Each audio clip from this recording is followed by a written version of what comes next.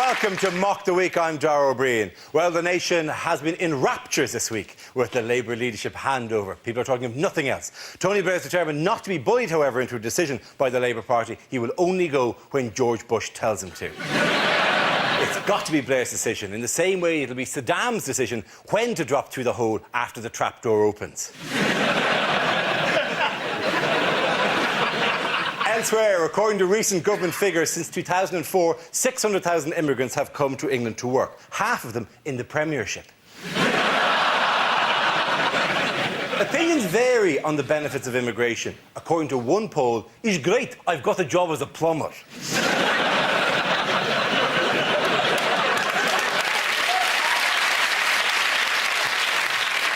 Let's just take a moment to enjoy the irony of an Irish man making jokes about immigrant workforce in England. Poacher turned gatekeeper. OK. As a terror threat caused chaos at airports, Heathrow passengers were met with the unlikely sight of burly security guards tasting baby milk. Particularly embarrassing for mothers who were still breastfeeding. Can I get on the plane? Can I? Because of the ban on cosmetics at security, there is a 6-foot-high pile of lipstick and mascara, or a stewardess, as she prefers to be called. Joining me tonight are 6 of the country's top comedy performers: Andy Parsons, Clive Anderson, Russell Howard, and Frankie Boyle, Hugh Dennis and Jeannie Asheray.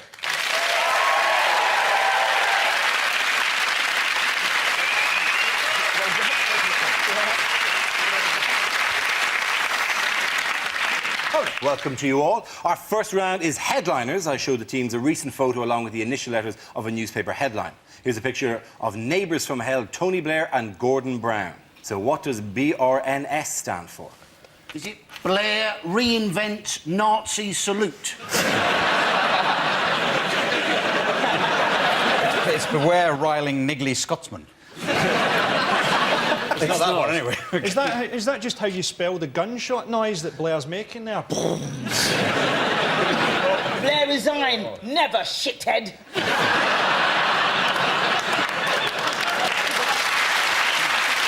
I'm particularly intrigued by the fact that Blair is doing the long-established cap in yo ass. He's actually, yeah. You know? He's actually singing along to a bit of NWA. Fuck the police. He's Is a it massive... Blair raps nigger shit?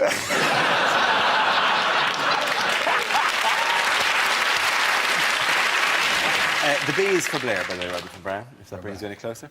Blair resigns next summer. Yes, it's close enough. I'll give you that. Absolutely, it's Blair retiring next summer is the actual answer. This refers to Tony Blair's big statement that he will stand down within the next 12 months, but is still refusing to name the precise date.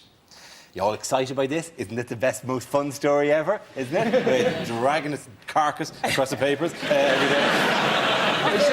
He's genuinely very worried about retiring, isn't he, Tony Blair? Because he's in his 50s. And there are no jobs for people in their 50s. He doesn't work. He doesn't want to work on the inquiry desk at B&Q. There was a memo released actually that said some of the programmes he should have. There are 3 programmes named that he should appear on as part of a, well, kind of a Barbara Streisand type farewell tour that he's planning to do over the next 12 months. Do you know what they are? Pimp My Ride. Not Pimp My Ride. He would be great on that. He's going to appear on Songs of Praise, which would just be a whole episode of him praying for forgiveness. And then he's on Blue Peter because Cherie wants the badge from Blue Peter so she can sell it on eBay. He could be on Time Team digging for weapons in Iraq. He could do that. When was Blue Peter? When was Blue Peter last the place that you'd actually get in touch with the youth of the nation? It's better than Songs of Praise, isn't it? Well, OK, well, if his aim is to get to young people, then Songs of Praise is a massive step in the wrong direction. I'll give it that. If he wants to get to young people, he should just do a happy slapping and figure out on his film. That was me, slap, big tone. Stick it on his MySpace page. Absolutely, yeah. Tony has no friends. This is me on his own. Just Tony Blair on a banana boat on his own. That's, what a terrible metaphor there'd be for your life, just a banana boat on your own. Yeah. It's great. They should put him on Love Island, just him and John Leslie. Day 4, Blair finally succumbs to sleep. Leslie is ready to pounce.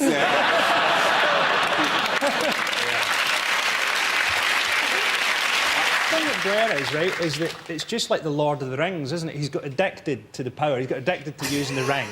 He's like, oh, Trixie Gordon! Naughty Chancellor, it's ours, the precious! And look at him, it's drained life from him. If he stayed as Prime Minister for another 6 months, he'd be living in a cave catching fish with his teeth. He's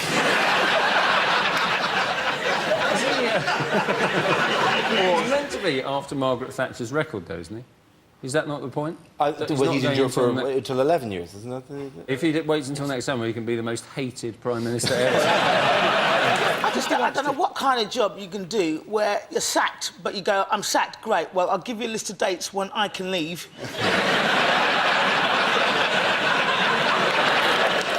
Also gets a bigger pension, apparently. If he 10 stays for 10 years, years. yeah. If you stay 10 years, he gets 81 grand a year. And if he goes before 10 years, he gets 59 grand a year. Oh, well, Have you researched this carefully? Have you ambitions to be Prime Minister I am yourself? Britain's dullest man.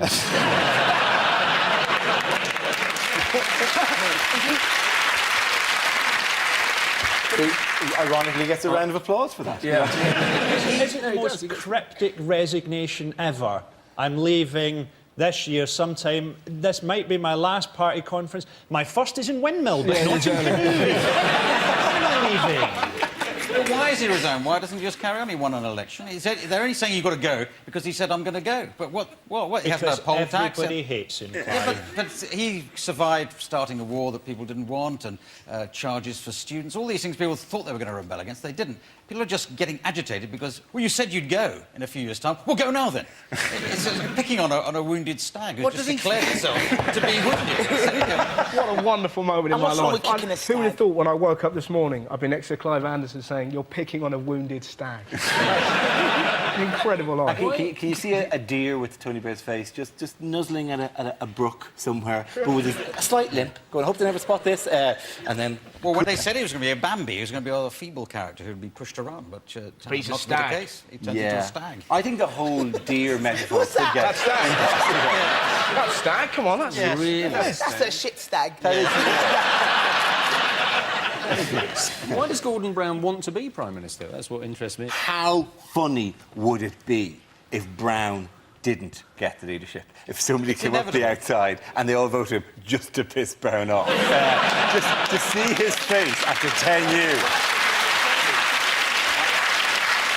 Tony Blair's future remains uncertain, although his series of misleading public announcements and his blatant refusal to give a precise time for his departure should get him a job with any major rail company. Part of Tony Blair's farewell tour includes a plan to appear in Songs of Praise, at the end of which a collection plate will be passed around and the highest donor will be given a peerage. I think in that round, I think I'm going to have to give the points to Russell and his team there.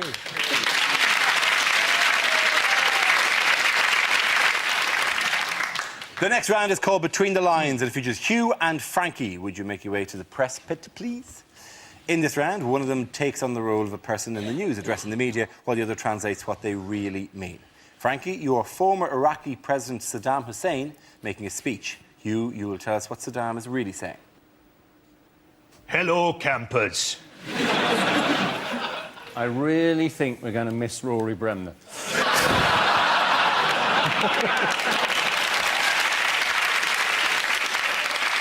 Greetings from the true president of Iraq. The guys from D-Wing say hello. The case against me has been blown up out of all proportion. As have most of the lawyers presenting it.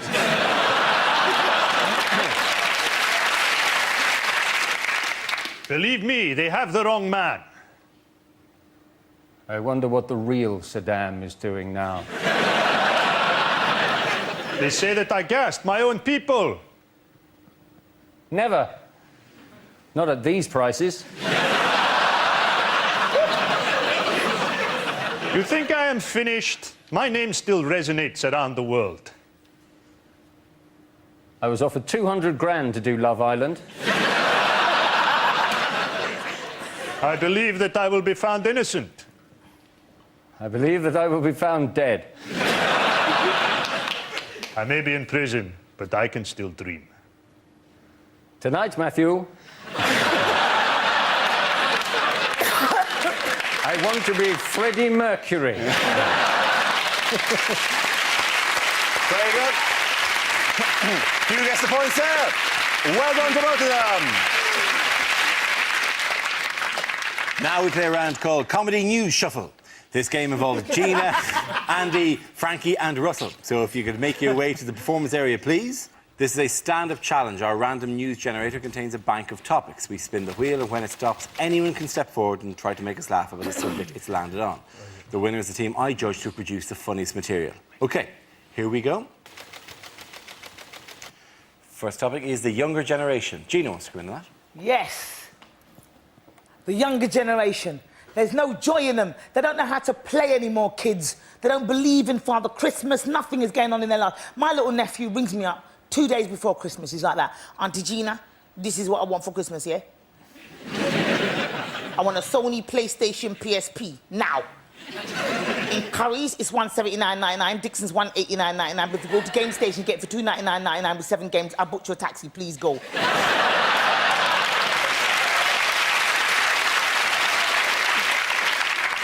7. Oh. I told him to get f***ed.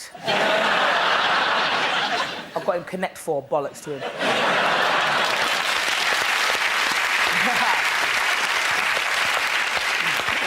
OK, let's spin the wheel again. The subject is junk food. Russell. Hello. Am I allowed to take this out? Or do I have to... Go for it. Slick. There was an amazing thing the other day. Apparently 15% of 2 to 11-year-olds in England are now obese, and the government's going to ban telly adverts of junk food till 9 o'clock so the kids can't watch. And you find yourself screaming at the telly, if your 2-year-old's obese, that isn't telly's fault, that's your fault. How can you possibly ban the adverts? Ban your fanny until you can look after what plops out of it. That is unbelievable.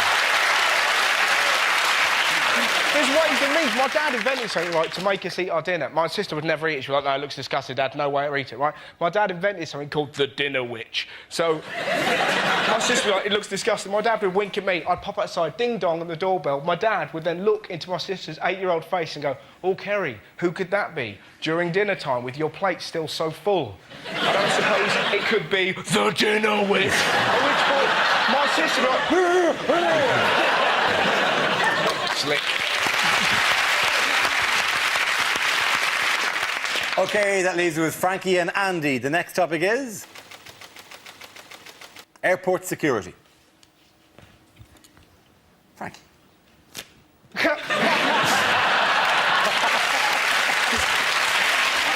Say airport security is inconvenient. It's inconvenient if you're a white guy. If you've got a beard and a turban, you're about 18 months away from having to fly naked on a clear plastic plane.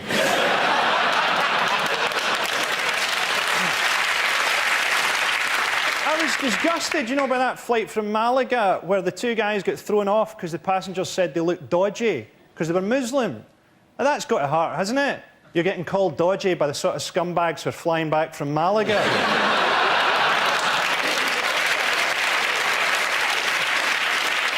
OK, buddy, I'm Muslim, but you're covered in tattoos and 12 years older than your own son.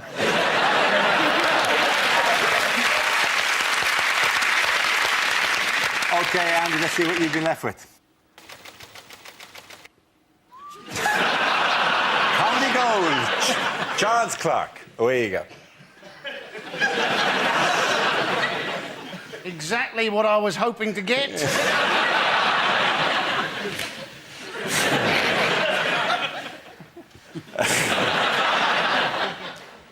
Charles Clark, a man who's just been having a go at Gordon Brown, also having a go in the last 6 weeks at Tony Blair. Of course, this was the idiot, ladies and gentlemen, who actually mucked up with the foreign prisoners and deportation. He said he became aware of the problem in July 2005, but he only became fully aware of the problem in October 2005. Now, I don't know about you, if you've got a problem, how long it might take you to go from being aware of the problem to being fully aware of the problem. If it took you more than a day, you're probably quite disappointed. If it took you 4 months, you'd have thought he might have resigned straight away. Maybe that's why he's been having a go at Gordon Brown and Tony Blair over the last few weeks. He's only just become fully aware that he's been given the bloody sack. Well done to all of you. Difficult to judge. We'll give points to everyone. Kevin, get back here.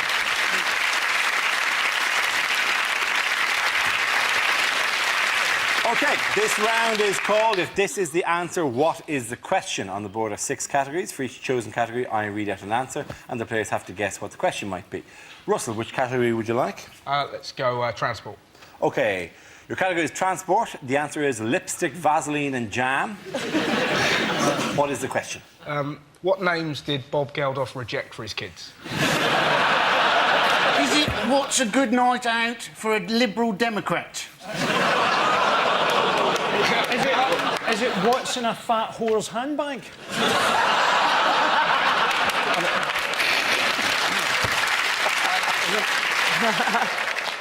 What 3 items has Wally the Whale been turned into?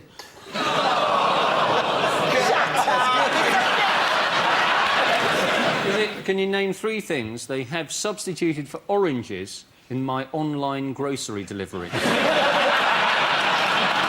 Is it what are the 3 worst nicknames to have in prison?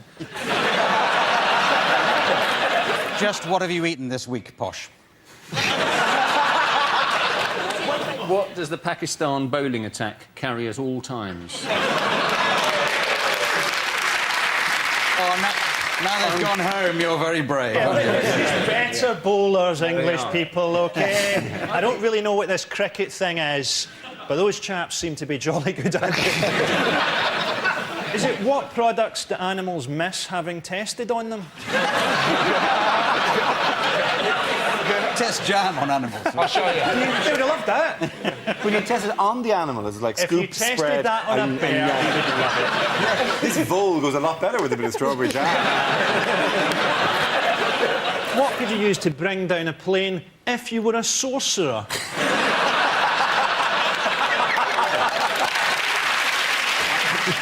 It is, of course, to do with security. And you know what the exact question would be? What have they banned people from bringing on planes? Yes, what would be among the list of things that are banned to bring on a plane? It's insane. But isn't the idea is you can make a bomb out of all... If you get enough items with you, you can eventually create an explosive. Yes, if you are MacGyver. If people are getting frantic and panicking over men speaking Arabic on the plane, surely they spotted the passenger beside them suddenly took out some electronics. There were 4 different kinds of liquid, smooshed them together. You get nervous if you see someone turning on their mobile phone. Never mind getting out a Bunsen burner. It was genuinely fantastic seeing that, you know, Al Qaeda, whatever, thought, well, you know, we'll put terror. And all it does, you just see Northerners getting angry. It's supposed to be in Malaga half an hour ago. Is it Bin Laden? Look in my eyes. I'll kill you. Come on, that was a Ryanair flight. What self-respecting suicide bomber is going to blow up a Ryanair flight? I agree with you, though. I agree with you for one very good reason, because terrorists want to end up in paradise, not 30 miles from paradise. They have to finish a trip on a coach. I don't want to give terrorist ideas, but if there was security for planes... That's got to be There's so many other things you can blow up and cause trouble. You can blow up bridges, trains, cars, buildings. I mean, there's no point in making security so tight you can't blow up planes. Somewhere in Finsbury Park there's a terrorist sitting and a light bulb just wandering on above his head. But you know, the day the restrictions first came in, they were much tighter, and I had to fly to Edinburgh, and I wasn't allowed to take a book on. They wouldn't allow it. What was the book? I was thinking, well, what was I going to do? I was going to hold up the stewardess.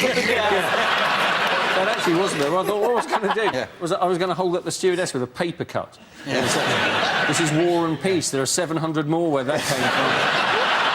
And the ridiculous thing is that it also applies to pilots. So pilots are not allowed to take normal things on. So they're not allowed to take on plastic cutlery, the pilots, in spite of the fact that they've got an axe in the cockpit. Talking about giving the terrorists some ideas, we've now just found out, or at least I have, that there's apparently an axe in the cockpit. What's that for? Is that for chopping wood in case they run out of petrol? Yes, it's in case a wolf comes and disguises itself as a grandmother on the plane. And then one of the passengers goes, "Oh, Granny, what big teeth you have." And luckily the pilot will come out at the last minute and...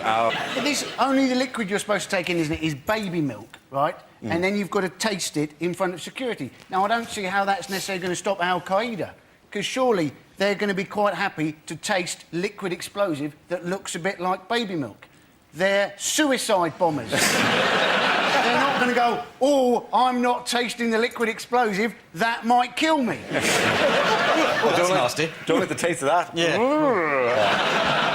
Take it on in baby milk bottles. You'll be able to go to the stewardess. "Excuse, do you mind warming this explosive up for me?" And Well, the incompetent terrorist who goes with baby milk but forgets to bring a baby. So it's a bit... I just like baby milk.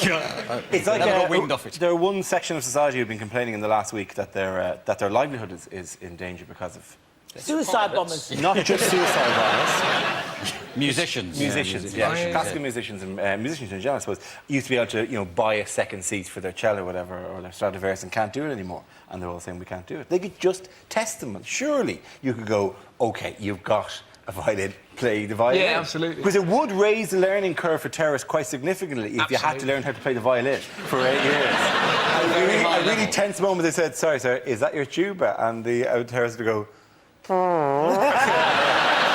there something wrong with this whole idea that you've got a government now that's telling you how frightened to be? So we get terror alerts and people say, well, why don't they quantify it? Why don't they go, you should be about as frightened as if you've just fallen in front of a train, but you know that there's not one along for a while.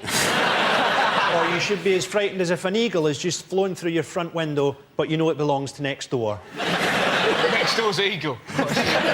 He's in again with the broom. Get out. Next door's the eagle. God almighty. Jesus. They've actually told us we should be a little less afraid, haven't they? Because they've reduced it from critical to severe, haven't they, the threat level? And below that's substantial, and then it's moderate, and then it's low.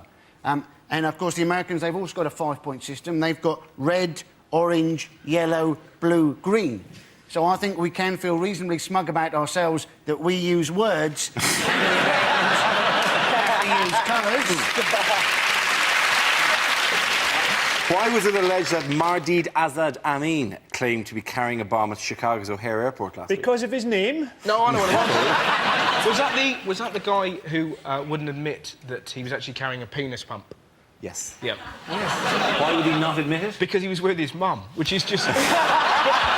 Why is he trying to take a penis pump in his hand luggage? He don't want to lose it, does he? The last thing you want to have to do when you arrive in a new town is go and find a penis pump. Hard enough finding good Chinese food. When all the penis pump shops were shut. We should have an outlet that sells them in airports. The cock shop. There's a secret door in Tyrac. You just say the word, "Cock, come this way, sir." Do you think we're going to have a whole load of people going into Tyrac tomorrow? Just going, "Cock!"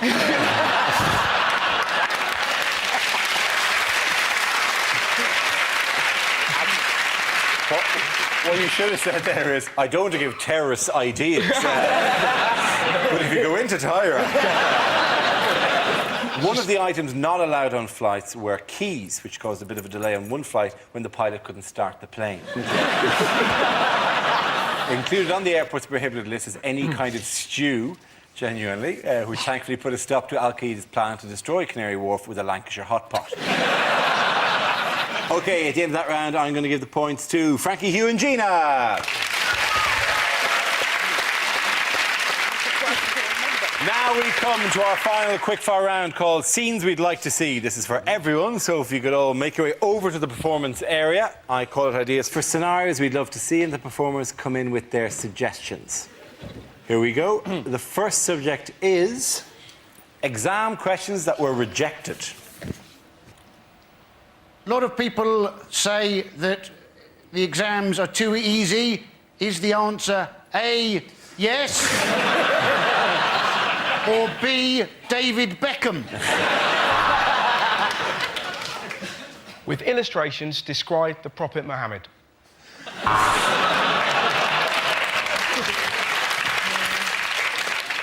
A Virgin train is travelling at 120 miles per hour between London and Manchester. What time will it be cancelled?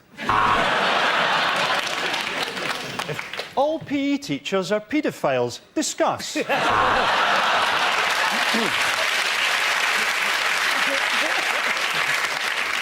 If the world is heating up at 2 degrees per decade, what is the point of anything? Spell Mississippi without looking at how we've spelt it in the question.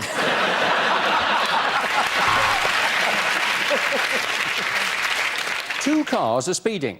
One is being driven by a black man. Which one will be stopped? Do you think kids spend too much time with their PlayStation? Answer cross, triangle, circle or square. Tick the box A, B or C to receive the grade A, B or C.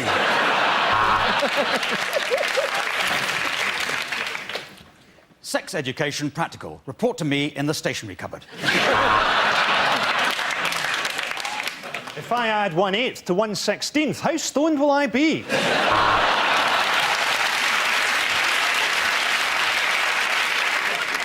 Can you master this phrase? Do you want fries with that? There you go. Let's move on to the next topic. Famous last words. Stingrays love foreplay.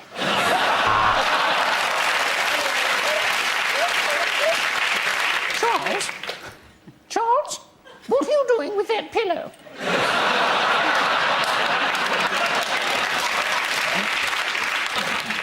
I'll bet you I can jump that ticket barrier. No, don't shoot me! It's Yoko you want!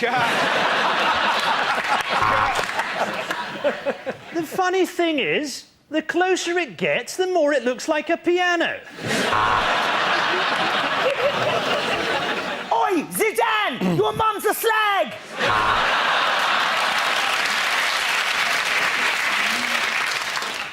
He's only got lipstick, Vaseline and jam. What trouble can he cause? Yeah, Jackie, let's go in the open-topped car. Of course it's not a poisonous snake. What would a poisonous snake be doing on a plane? Okay, let's leave it up, ladies and gentlemen. Points there go to Gina, Frankie and Hugh.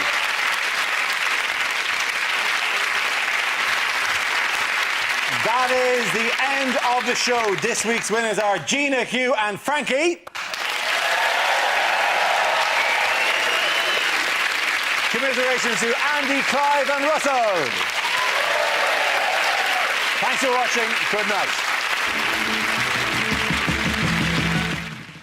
Mock the Week's back next Thursday at 10, part of BBC Two's Pedigree Comedy. Well, tomorrow night at 10, Feeling Their Age, but are they really bothered? The Grumpy Old Women.